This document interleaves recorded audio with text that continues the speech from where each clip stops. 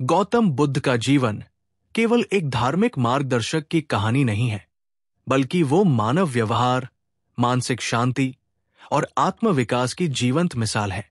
उनके उपदेश आज भी उतने ही प्रासंगिक हैं जितने तब थे जब उन्होंने उन्हें पहली बार दिया। ये कहानी एक ऐसी घटना पर आधारित है जिसमें गौतम बुद्ध ने क्रोध, अपमान और प्रतिक्रिया के गहरे अर्थ को सरलता से समझाया।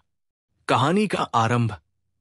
बहुत समय पहले बुद्ध अपने शिष्यों के साथ एक नगर में प्रवास कर रहे थे। नगर में चारों ओर बुद्ध के ज्ञान और शांत स्वभाव की चर्चा थी। लोग दूर दूर से उन्हें सुनने आते थे, उनका सान्निध्य पाने को लालायित रहते थे। लेकिन जहां प्रकाश होता है, वहां अंधकार को असहजता होती है। एक दिन एक धनी ब्राह्मण, जो स्वयं को ज्ञानी और प्रभावशाली मानता था, बुद्ध के बढ़ते प्रभाव से ईर्ष्या करने लगा।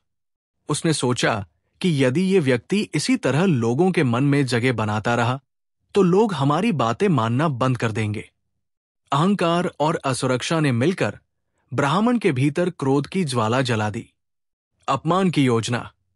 उस ब्राह्मण ने निश्चय किया कि वो बुद्ध को सबके सामने नीचा दिखाएगा। अगले ही दिन जब बुद्ध एक वृक्ष के नीचे शांति से बैठे अपने शिष्यों को उपदेश दे रहे थे, तभी वो ब्राह्मण वहां पहुंचा।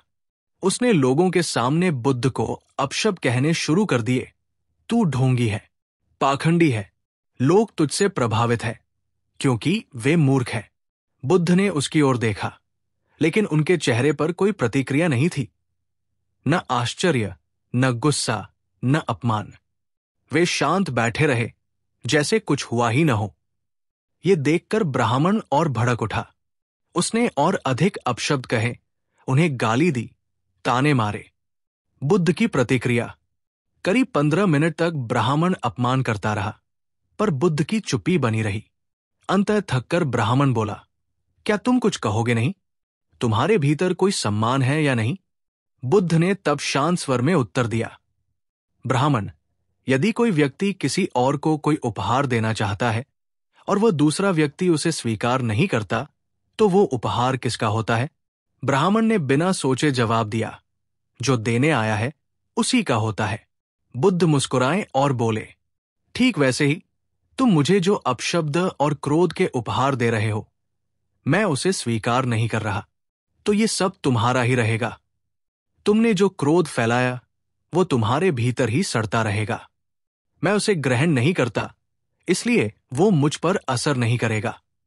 शब्दों की शक्ति। बुद्ध की बात सुनकर पूरा वातावरण मौन हो गया। लोगों को ऐसा लगा जैसे समय थम गया हो। ये कोई साधारण उत्तर नहीं था, ये आत्मज्ञान, धैर्य और आत्मनियंत्रण की ऊंचाई का परिचय था। बुद्ध ने आगे कहा, क्रोध अग्नि की तरह है। जब तुम इसे दूसरों पर फेंकते हो तो सबसे पहले तुम स्वयं जलते हो। अपशब्द और गाली तुम्हारे विचारों का प्रतिबिंब है, मेरे नहीं। जो मन शुद्ध है उसे अपमान छू नहीं सकता। ब्राह्मण स्तब्ध खड़ा था। उसके चेहरे पर शर्म, पश्चाताप और हैरानी के भाव थे। उसने कभी सोचा नहीं था कि कोई बिना क्रोधित हुए ऐसा उत्तर दे सकता है। शिष्य भी चकित। बुद्ध के कई शिष्य भी ये दृश्य देख रहे थे। उनमें से एक ने बाद में पूछा, भगवन, आपने कुछ नहीं कहा, न डांटा, न जवाब दिया, क्या ये कमजोरी नहीं? बुद्ध ने मुस्कुराते हुए उत्तर दिया, नहीं पुत्र, प्रतिक्रिया देना आसान होता है, लेकिन शांत रहकर उत्तर देना साहस है। यदि मैं क्रोध करता तो मैं उस ब्राह्मण से क्या भिन्न होता? लेकिन जब मैं शांत रहता हूं तो मैं उसे भी एक अवसर देता हूं स्वयं को पहचानने का। ब्राह्मण का हृदय परिवर्तन। अगले दिन वही ब्राह्मण सुबह सुबह बुद्ध के पास आया। इस बार उसके हाथों में फूल थे और आंखों में आंसू। उसने बुद्ध के चरणों में झुकते हुए कहा, मुझे क्षमा करें, मैंने अज्ञानवश आपको अपमानित किया, लेकिन आपने मुझे मेरी ही मानसिकता का आईना दिखाया। आपने बिना क्रोधित हुए जो उत्तर दिया उसने मेरी आत्मा को झकझोर दिया। आज पहली बार मुझे आत्मबोध हुआ है। बुद्ध ने उसका सिर सहलाया और बोले, जो जाग गया वही बुद्ध है। तुमने कल अपने क्रोध का बीज बोया था, लेकिन आज तुम ज्ञान का अंकुर ले आए हो। यही परिवर्तन ही असली चमत्कार है। कहानी से सीख, क्रोध का उत्तर क्रोध नहीं है। बुद्ध का यह दृष्टिकोण आज के समय में और भी प्रासंगिक है, जब लोग छोटी छोटी बातों पर आपा खो बैठते हैं। हमारे शब्द हमारे मन की स्थिति दर्शाते हैं। दूसरों की बातों को अपनी आंतरिक शांति को तोड़ने की अनुमति नहीं देनी चाहिए। शांति ही सच्ची शक्ति है। जो बिना उत्तेजित हुए उत्तर दे सकता है, वही सबसे मजबूत होता है। क्षमा और विनम्रता से बड़ा कोई जवाब नहीं। अपमान का उत्तर अपमान से देने पर संघर्ष बढ़ता है, लेकिन प्रेम और क्षमा से दिल बदलते हैं।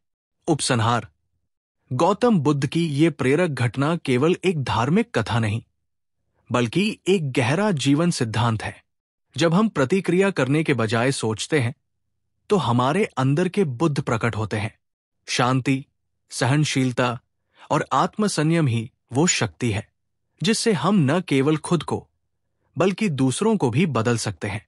बुद्ध के इस उपदेश को अपने जीवन में उतारना आज के हर युवा, कर्मचारी, शिक्षक, माता-पिता और विद्यार्थी के लिए अत्यंत आवश्यक है।